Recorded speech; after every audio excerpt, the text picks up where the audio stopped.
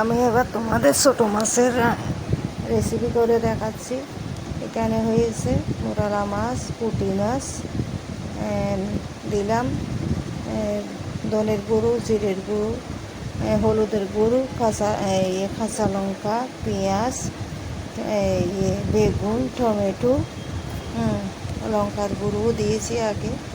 এবার সবগুলো নিয়ে মেখে নেব। মেখে এবার দেবো কাঁচা লঙ্কা দিলাম, সর্ষের তেল দেবো।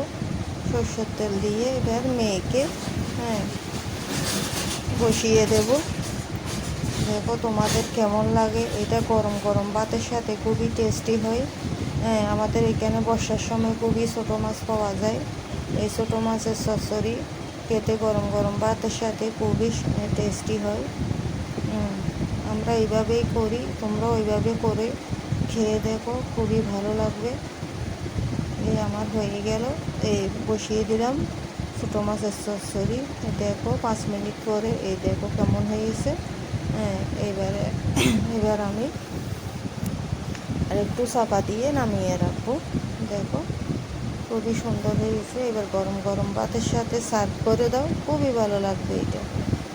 Thank you.